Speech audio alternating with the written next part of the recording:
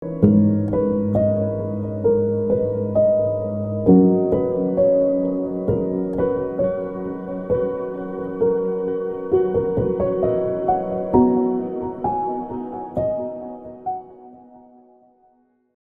தி Lord. சிலுவை தியானத்திற்கு அன்போடு கூட வாழ்த்துகிறேன், வரவேற்கிறேன். அருமையானவர்களே, ஒவ்வொரு நாளும் சிலுவையை பற்றியதான நல்ல உபதேசங்களை குறித்து நம்ம தியானித்து வருகிறோம். உங்களுடைய ஆவிக்குரிய வாழ்க்கைக்கு, உங்கள் ஆவிக்குரிய மறுமலர்ச்சிக்கு இது உதவியாக இருக்கும் என்று சொல்லி ஆண்டவருக்குள்ள நம்புகிறேன்.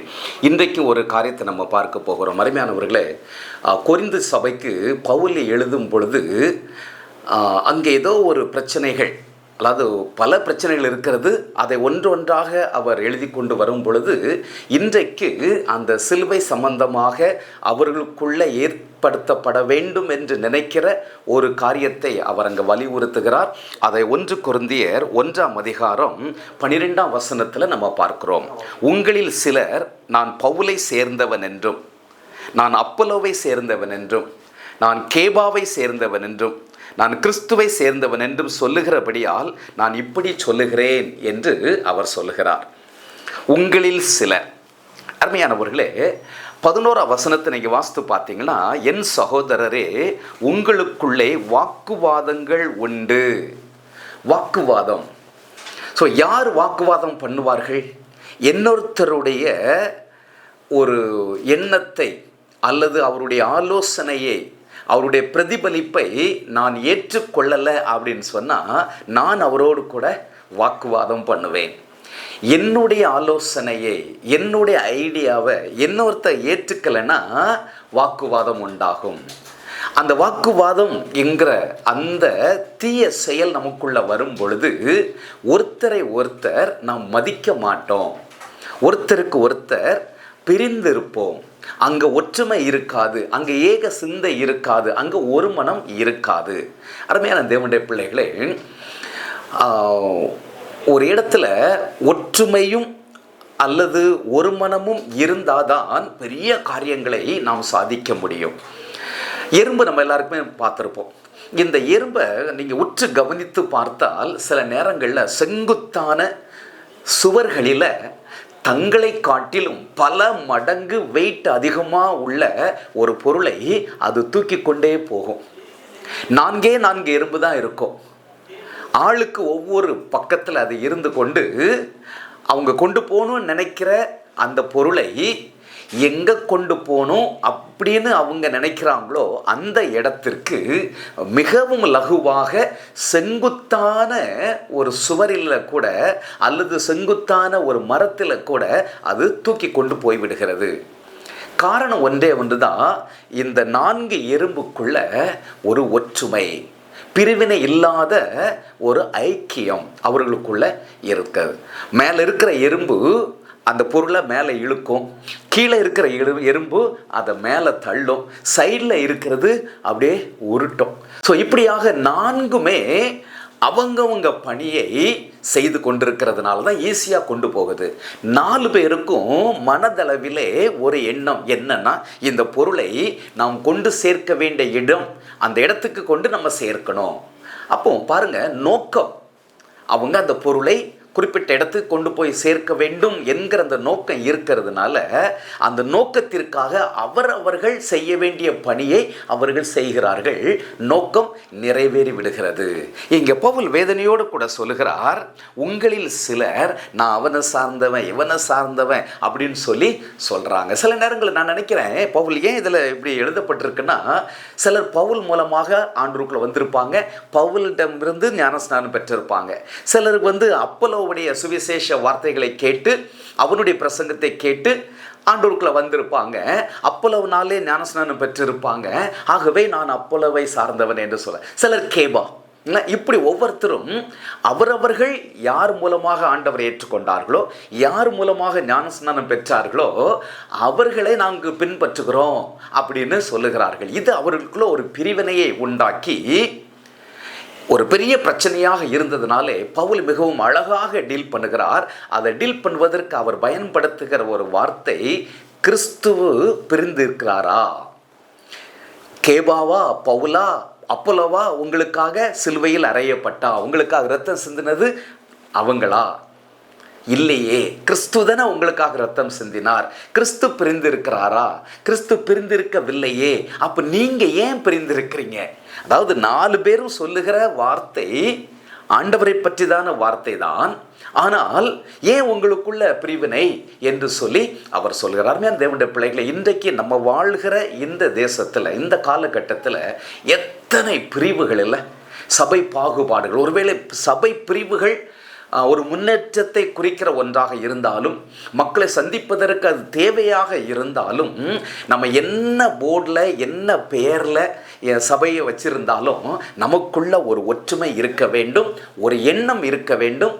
நான் ஆண்டவருடைய பிள்ளை, அவர்களும் ஆண்டவருடைய பிள்ளை. அப்போ நாங்கள் 2 பேரும், நம்ம 2 பேரும் சகோதரர்கள். ஏனென்றால் ஒரே இரத்தத்தினால மீட்கப்பட்டிருக்கிறோம். ஒரே ஆண்டவர் தான் நமக்கு, ஒரே கர்த்தர் தான், இல்லையா? அந்த எண்ணம் நமக்குள்ள இருக்கும்போது அந்த சபைக்காரன் இந்த சபைக்காரன் அப்படின்னு சொல்லி நம்ம யாரையும் பிரித்து பார்க்க மாட்டோம். ஒரு தேவனுடைய மனிதர் இவ்வாறாக சொல்லுகிறார், பிளவுபட்ட இந்தியாவை நம்ம சந்திக்கணும் அப்படின்னு சொன்னால் ஒன்றுபட்ட கிறிஸ்தவர்களால் தான் முடியுமா? திருப்பி சொல்லட்டுமா? பிளவுபட்ட இந்தியாவை நம்ம சந்திக்கணும்னா ஒன்றுபட்ட கிறிஸ்தவத்தினால தான் சந்திக்க முடியும். இன்றைக்கு நமக்குள்ள ஒன்றுபட்ட அந்த உணர்வு இருக்கிறதா? யோசித்து பார்ப்போம். அதனால தான் பவுல் எழுதுகிறார், இந்த சிலுவை தியானம் என்பது நம்மை ஒன்று சேர்க்கட்டும், நம்மை ஒன்று சேர்க்கட்டும். இயேசு கிறிஸ்து பாருங்க, பரமேறுவதற்கு முன்பதாக இந்த உலகத்தில் வாழ்ந்து கொண்டிருக்கிற நாட்களில் சீஷர்களுக்காக அவர் ஜெபிக்கிறார். இயேசு கிறிஸ்துடைய ஜெபம் அடங்கிய ஒரு அருமையான சாப்டர் யோவான் எழுதின சுவிசேஷம் 17ஆம் அதிகாரம் முழுவதுமே இயேசு கிறிஸ்துடைய ஜெபம் தான். அந்த ஜெபத்தில் அவர் அநேக காரியங்களை சொல்லிட்டு வரும் பொழுது சீஷர்களுக்காக அவர் ஜெபிக்கும் பொழுது என்ன சொல்லி ஜெபிக்கிறார் என்று சொல்லி 17ஆம் அதிகாரம் 21ஆம் வசனம் 22ஆம் வசனத்தில் எழுதப்பட்டிருக்கிறது. அவர்கள் எல்லாரும் ஒன்றாய் இருக்கவும், அவர்கள் எல்லாரும் ஒன்றாய் இருக்கணும். ஒருவேளை வேற வேற பின்னணியிலிருந்து வந்திருக்கலாம். சீஷர்களை பார்த்தீங்கன்னா எல்லாருமே வேற வேற பின்னணியை தான். இன்றைக்கு நீங்களும் நானும் வேற வேற பின்னணியில் தான் இருந்து வந்திருக்கிறோம். நம்முடைய குடும்பத்தினுடைய காரியங்கள் வேற, நம்ம வாழ்ந்த முறைகள் வேற, நம்முடைய படிப்பின் காரியங்கள் வேற, நம்முடைய பழக்க வழக்கங்கள் வேற, எல்லாமே வேற வேறையாக இருந்தாலும் அந்த வேற்றுமையிலும் ஒரு ஒற்றுமை அந்த சிலுவையின் குடைக்குள்ளாக வந்து விடுகிறது.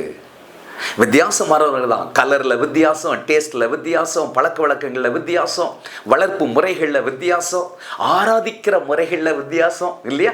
ஆமாம், எவ்வளோ வேற்றுமைகள் இருந்தாலும் அந்த வேற்றுமைகளிலே நான் ஒரு ஒற்றுமையை பாதுகாத்து கிறிஸ்துவின் சிலுவையின் அந்த அன்பை நம்ம வெளிக்காட்டுவோம் என்றால் இந்த உலகம் இயேசுவை அறிந்து கொள்ளும் என்று சொல்லி இயேசு ஜெபிக்கிறார். அதை முழுவதும் வாசிக்கிறேன்.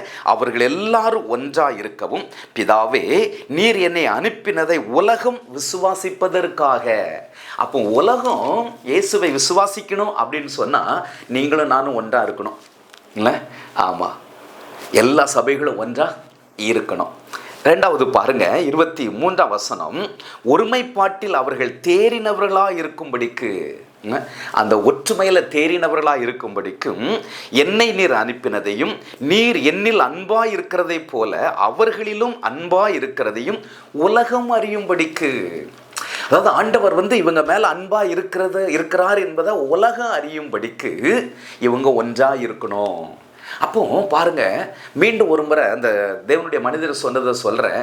பிளவுபட்ட, பிரிக்கப்பட்ட, சின்ன பின்னமாக இருக்கிற, பல விதங்களிலே பிரிவினைகளையோடு கூட இருக்கிற ஒரு சமுதாயத்தை ஒன்றிணைக்க வேண்டும் என்றால், அல்லது கிறிஸ்துவுக்கு நேராக வழிநடத்த வேண்டும் என்றால், பிளவுபட்ட கிறிஸ்தவத்தால் அது முடியாது, ஒன்றுபட்ட கிறிஸ்தவத்தால் மட்டுமே முடியும்.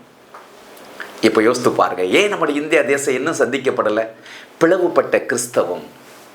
இந்த கிறிஸ்தவம் ஒன்றுபட்ட கிறிஸ்தவமாக இருக்கும் என்றால் இந்தியாவை மிகவும் லகுவாக நாம் சந்தித்து விடலாம். ஏனென்றால் நமக்குள்ள இருக்கிற அந்த ஒற்றுமையை பிறர் பார்க்கும் பொழுது, இவர்கள் அல்லவா கிறிஸ்தவர்கள், எவ்வளவு ஒரு ஒற்றுமையாக இருக்கிறார்கள். பல இடங்களில் போயிட்டு இயேசுவை ஆராதித்தாலும் அவர்களுக்குள்ள இருக்கிற ஒற்றுமை, அன்னோனியம், ஆஹா என்று ஆச்சரியப்படத்தக்க விதத்தில் அது இருக்கும். அப்பொழுது கிறிஸ்துவை தேடி வருவார்கள். அப்படி ஆண்டவருடைய நாமத்தை நாம் மகிமைப்படுத்த முடியும். ஆகவே அருமையான தேவனுடைய பிள்ளைகளே, நம்ம எல்லாரும் சிலுவை என்கிற அந்த கொடையின் கீழ் ஒருமனப்பட்டவர்களாக, பிரிவினை அற்றவர்களாக, ஒருமைப்பாட்டிலே தேறினவர்களாக இருப்பதற்கு இந்த சிலுவை தியானம் உங்களுக்கு உதவி செய்யட்டும். ஆண்டவர் உங்களை ஆசீர்வதிப்பாராக. ஒருவர் நேசிப்போம், எல்லாரையும் நம்ம அன்போடு கூட நடத்துவோம். நாம் எல்லாரும் ஒரே தகப்பனுடைய பிள்ளைகள், ஒரே பரிசுத்தமான தேவனுடைய இரத்தத்தாலே மீட்டெடுக்கப்பட்ட பிள்ளைகள் என்கிற அந்த உயர்ந்த எண்ணத்தோடு கூட இந்த சிலுவை தியான நாட்களிலே இன்னும் ஆண்டவரோடு கிட்டி சேர உங்களை நான் அன்போடு கூட அழைக்கிறேன். ஆண்டவர் உங்களை ஆசீர்வதிப்பாராக. God bless you.